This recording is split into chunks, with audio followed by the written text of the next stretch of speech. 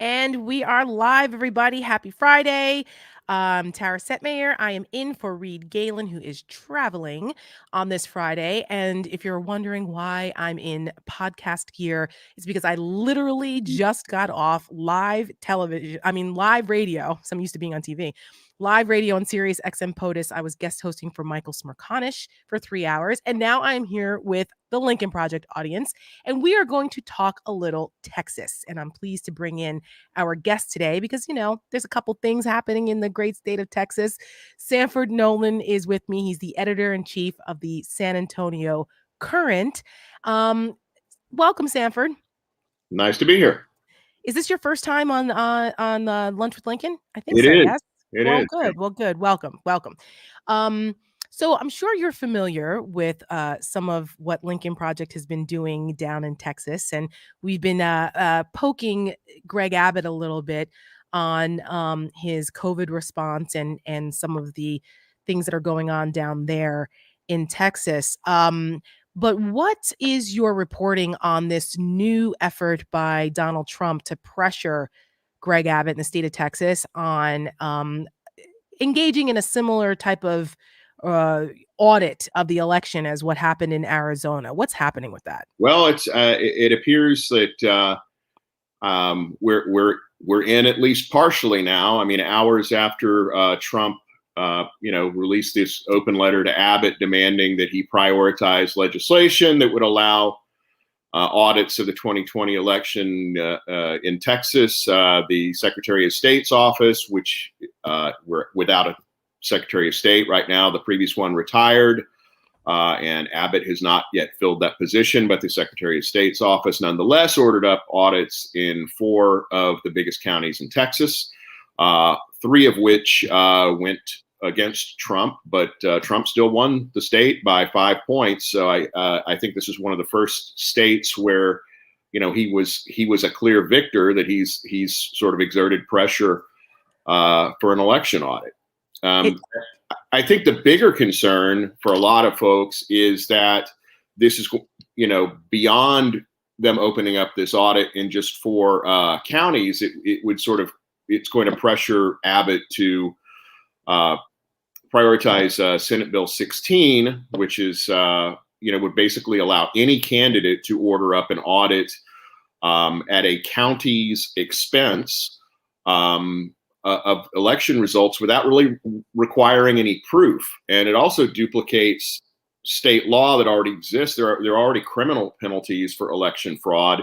This, in essence, would create sort of a parallel track. And I think a lot of folks are worried that basically it's just going to, muddle up the election process, create a lot of expense for counties, and just inject more hyper-partisanship into the election process in the state. It seems like they're trying to create like a shadow government almost in Texas for, the Republican agenda now, to make it more difficult to vote, to make it more difficult to for those who are not on the same political party to engage in the democratic process there in a number of ways. And it's just it's very odd to watch that happen, because it seems as though there's nothing that the Democrats can do because they're outnumbered in the state legislature. But what are some of the efforts to push back on these things, if any? What can be done? Well, you're probably aware that a number of Democrats broke quorum, flew to Washington, D.C., and holed up there for a number of weeks. And the reality is in Texas, the governor can just keep calling special sessions for as long as he wants. And that's exactly what Abbott did. And I think the realities are that a lot of people just can't stay in Washington, D.C. indefinitely. So folks started trickling back to Texas, and the election bill moved forward. The reality is that did end up defanging to some degree the bill. I mean, some of the worst provisions were taken out of it. For example, and I think part of it was the attention that the Democrats' actions focused on that bill. I mean, one of the absolute worst provisions in it basically would have kept polls closed until Sunday at 1 p.m., which, as you can guess, was an attempt or I guess I should say that voting rights advocates have pointed out that certainly coincides when the time that Black churches tend to mobilize Right. folks to go out and souls for the polls activity. Once that was exposed, suddenly the Republicans behind the legislation said, "Oh, that was just a typo. That was just a typo. We didn't mean to say 1 p.m. We meant to say 11 a.m." or so. Yeah, typo. Yeah. I don't know how somebody could mangle that many keys at once. It's a lot of fat fingering there, but yeah. But so some of the some of the attention that the Democrats brought to the legislation with this quorum busting move ended up pulling provisions out of that law that could have made it much worse. But yeah, when you have all of the levers of power in the state controlled by the GOP, it's awful hard for the opposition party, to slow down legislation. But I think it's encouraging. It's good for people to know, though, that it wasn't completely in vain. Because initially it looked like, well, the Democrats were standing up and they were trying their hardest to get something done and to change things. And then when they went back, the horrible bill passed anyway. But to your point, which I think is a good one, that there were some of them, it's not as horrible as it could have been. So their efforts weren't completely in vain, even though they couldn't stop the whole thing.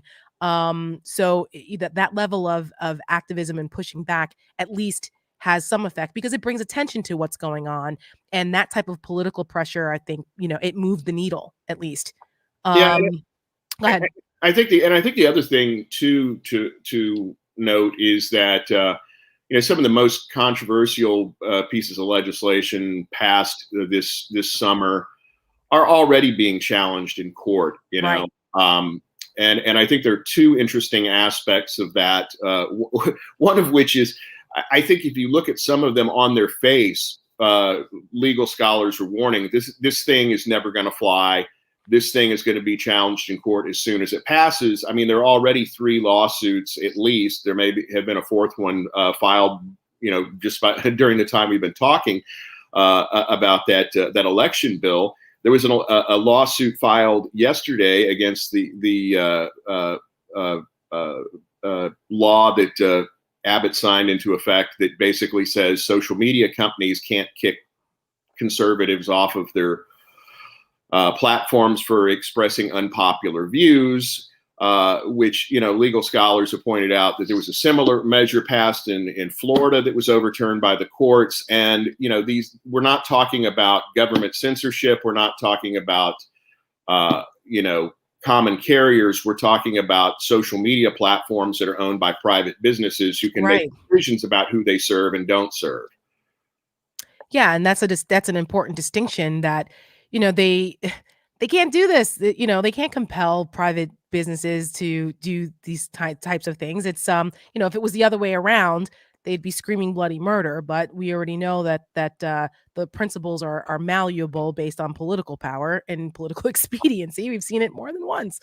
Um, Something else that's going on that's fascinating. I mean, the Lincoln Project.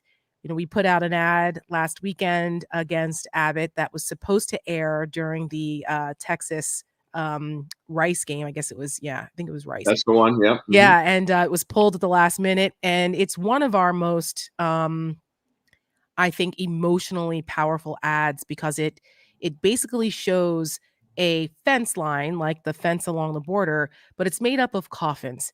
And it was to hold Greg Abbott to account for his really abysmal policy on masking and vaccines and COVID-19 and his handling of it. And it got back to us that they were a bit unnerved that the Abbott folks were not happy about that, and they don't want people to be reminded that there's a body count on his watch. Have you heard anything about any fallout from that, or if or what happened with that with that whole situation, them pulling our ad Well, after it had been approved? yeah. I know that I've been trying to sort of find a smoking gun to suggest that Abbott to figure out whether Abbott exerted Yeah. pressure on UT Mhm. to pull the ad, and I know that other journalists have filed for freedom of information requests as well, Freedom of Information Act requests as well. So we'll see what transpires there. I mean, it certainly does look. The optics of it certainly look a little fishy, right? Little bit. But I guess once we get documents, we'll see what happened. Um, Yeah. and getting back to the lawsuit issue, I think Mhm. one thing that bears mentioning is that I've talked to legal scholars about this, and this is going to be this is going to be a really pricey session of the Texas legislature, because this abortion law, for example, they're wading into brand new territory there. It seems very likely it's going to be heard by the Supreme Court, even though the Supreme Court, I guess, took a pass on hearing hearing it days after it was signed into law. But there's that. You've got that social media lawsuit. You've got the lawsuits over the election stuff. I think it's inevitable that the ban on critical race theory, basically telling teachers what they can and can't say in the classroom, is going to be challenged on First Amendment grounds. It's going to be pricey. Yeah, one of our viewers, Jim Bar 99 on YouTube, just asked that, do taxpayers in Texas care about the cost of defending all these positions, and has anyone actually put a number to it? Like the Congress, you can go to the Congressional Budget Office and they score, how much things are going to cost. Or, you can go to the Congressional Research Service, CRS, to get, background on certain things. Like, do they have something like that in Texas where they will put a price tag on some of these lawsuits or these bills, and how much it's going to cost taxpayers? I have not seen that yet, but that's something I'm looking at. I did talk to a law school professor who's been involved in a lot of voting rights court battles over the years, and he was estimating that the state's going to be on the hook for millions of dollars in legal expenses over that particular piece of legislation alone. I mean, like I said, there have already been 3 lawsuits filed over provisions in that law. I hope that some of the Democratic challengers down there make an issue of that. Remind the people of Texas that there is actually a price to what the Republicans are doing, literally coming out of their pockets. I mean, if they agree with that, fine, but if they don't, I mean, people need to be reminded and quantify it. It makes it a little bit more relatable instead of something that's just esoteric and what they're doing in Austin. No, it impacts you too, because you guys are paying for this. We have another viewer question that's asking if Matthew McConaughey were to enter the race, would that siphon votes from Beto and cause Abbott to win again? Since there's seems as though Beto O'Rourke is ramping up. I don't think he's made an announcement yet, but he's right. I think it's made all but yeah. inevitable. I mean, certainly the sources are saying that he's been reaching out and sort of letting high-ranking Democrats know he's probably going to run. He's been sort of talking to folks who could be part of his campaign. I think the wild card with McConaughey is we don't know whether he's going to run. We don't know how serious he is about any of this stuff. He's sort of made, vague noises about it. And we also don't know, is he going to run as a Republican? Is he going to run as a Democrat? Is he going to run as an independent? From the skimming I did of his book, it looks like he could have been he could run on any of those 3 ways. So whether he siphons votes from Beto, I think depends on A, whether he runs, and then B, how he decides to run. That's interesting. I mean, I didn't read his book, and I did not know that there was any question about where he fell on the ideological spectrum there. That's interesting to me. But Yeah. No, he I got the sense sort of he was this vaguely vaguely libertarian in his views from I what could see from my skimming of the book, that.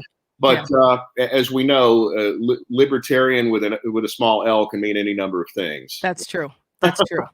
Well, look, he wouldn't be the first celebrity. Arnold Schwarzenegger did it in successfully in California. Ronald Reagan became president of the United States. I do you think that a McConaughey run, if he did do it, would he be a serious candidate, or would it just be a vanity candidacy? Yeah, that's hard to know with him.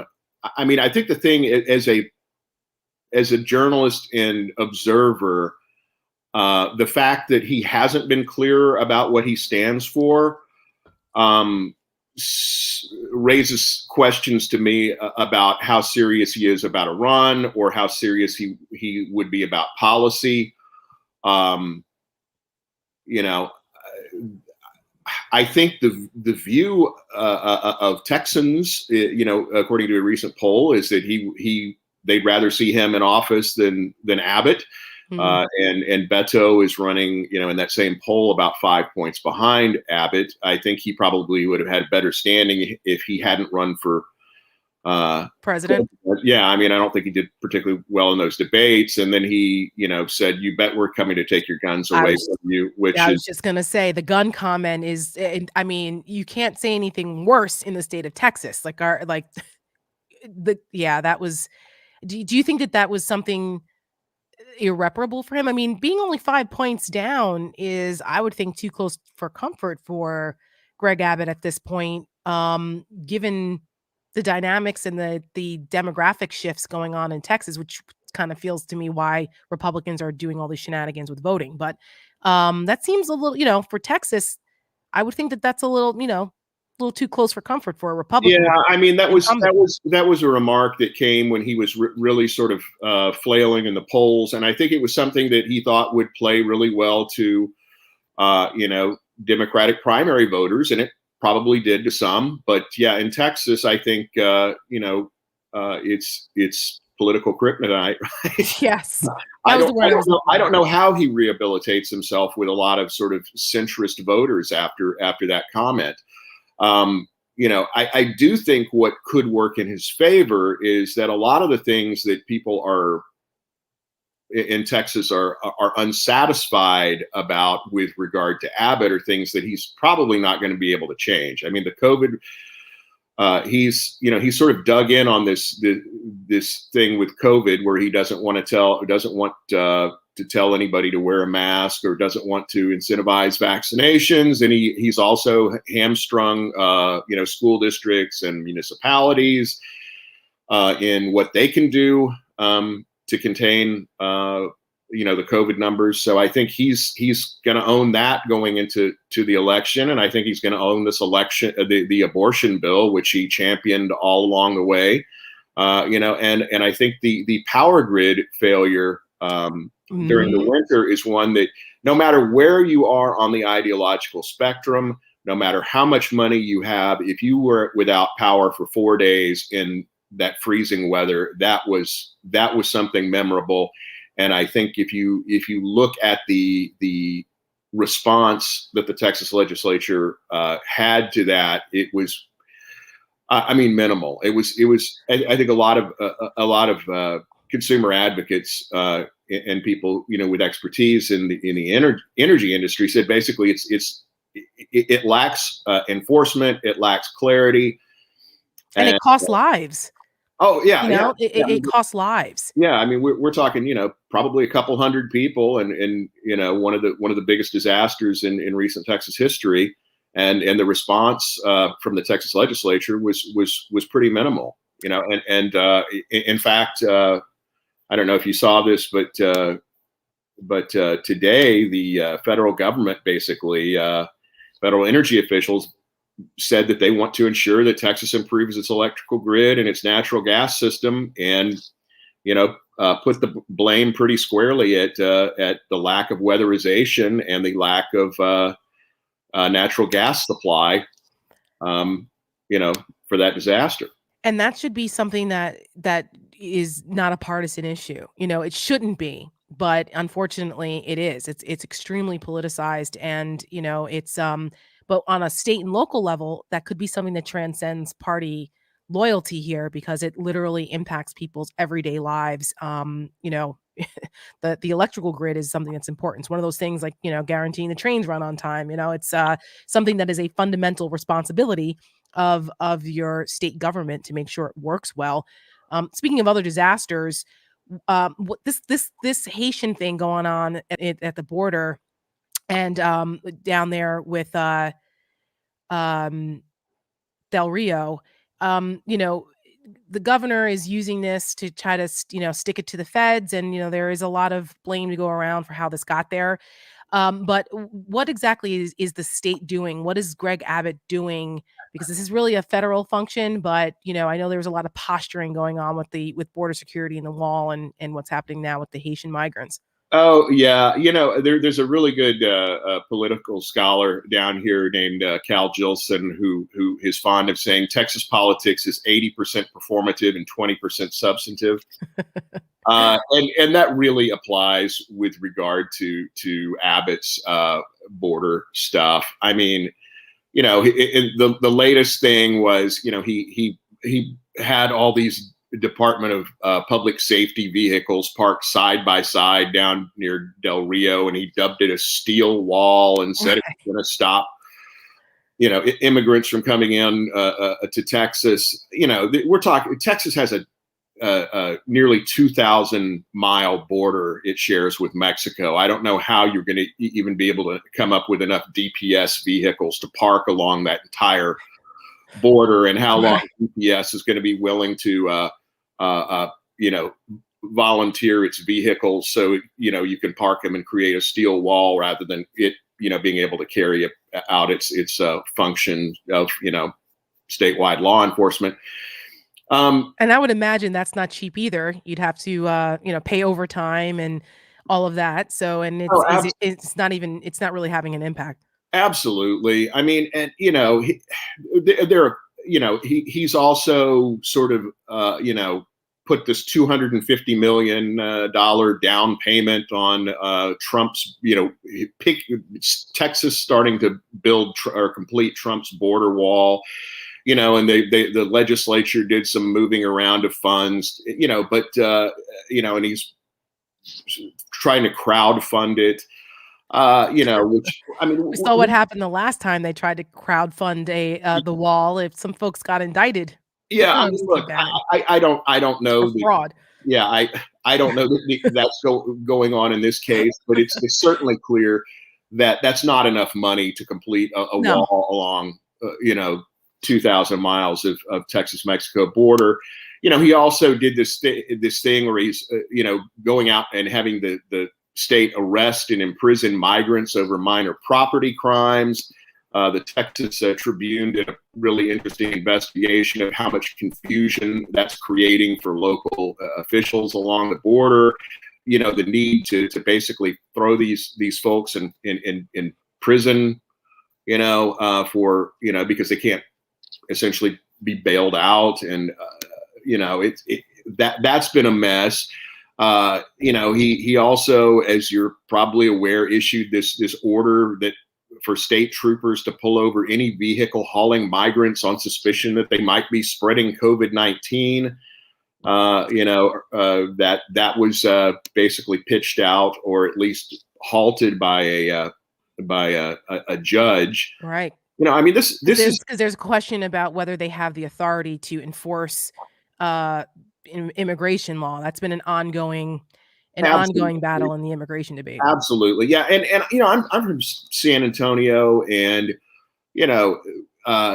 sort of the one of the earliest indications that Abbott wanted to seize on immigration and sort of force a showdown with the Biden White House was, him showing up and calling the shambolic press conference in front of Freeman Coliseum in San Antonio, where the feds had leased, some of the buildings there as a shelter for migrant teens. Apparently, an anonymous tipster claimed that the facility wasn't following COVID-19 protocols, and that perhaps a child had been abused. And it became increasingly apparent during this press conference that no one Abbott, no one in Abbott's office, including him, had yet toured the facility. It was really open to question whether there was more than one anonymous tipster or just one anonymous tipster. I have repeatedly asked. He claimed, that the Texas Rangers are investigating. I've sent repeated requests for information to the Texas Rangers, and they've kept saying, "Well, we're still investigating." Yeah. So far, nothing. I mean, this was when in April, I guess, and Right. nothing has come out. And local officials here have been pretty vehement that there was, no malfeasance going on at that facility, which has already been shut down because the feds no longer needed it. Well, it's a perfect example of what you just said about performative politics, and shout out to San Antonio. I've been there many times. Some of my closest, most dearest friends live in San Antonio. And a couple are on the San Antonio Police Department there, and I adore that part of Texas. And I haven't been there in a while, but there's a lot. Texas is just it just feels like it's a different place from the last time I was in Texas a few years ago with just the era of Trump is just I don't know, it's I'm worried about what's going on there because it seems like it's a microcosm for larger national problems that we may face in 22 and 24. We have 2 minutes left, and Kathleen Hart on YouTube is asking, how do we prevent all this nonsense from becoming a dry run for 22 and 24? I think that's the purpose of these fraudits, of these fraudits, etc. And she is a Texas resident. What do you say to that? I think she's right. Yeah, I mean, I think we're increasingly seeing a Texas and a United States where there are competing views of reality. I think there's an urban versus a rural reality in a lot of ways, and I think there's also, I think one of the things Trump has proven is he still has a great deal of sway over the Republican Party. Greg Abbott, in his memoir, basically talked about wanting to create a big tent Republican Party that embraced, people of color and multiculturalism, and thought that was important for the party. And it's very clear he's completely shut the door on that. And I think the two things that have done that for him have been the Tea Party and Trump. I don't think we'd be seeing many of the performative things we see on the border if he wasn't essentially trying to court Trump voters. I think he sees them as key to clinching the Republican nomination as he faces challenges from the right from a couple of candidates. Well, it'll be interesting to see if in 22 he can sort of try to move back to the middle to appeal to folks in more sort of centrist folks in the general election. But I think to some degree the damage has already been done on stuff like his COVID response. Some of the rhetoric around the border, where you heard him make absurd claims like people were being threatened with guns daily on the border. Yeah. I mean, yeah, and that and the abortion law, carnage on the border, which the PolitiFact debunked. Right. And like I said, in the crimes, but not carnage. And the abortion law, wherever you fall on that issue, is really problematic, even for people who are pretty moderate on that. It's I don't think that helps him going into 2022. So it's going to be interesting to see. He's going to be fighting it from all battles, from all sides, because is he not Trumpy enough? What's going to happen there? What's he going to do? Texas is a place to watch going into 2022. We are out of time today, but Sanford, thank you so much. Sanford Nowlin, he's the editor-in-chief for the San Antonio Current, and we'll have to have you back because Lincoln Project has its eye on Lincoln is watching Texas. Thanks so much, Sanford. Have a great weekend. Yeah, nice talking to you. Thanks.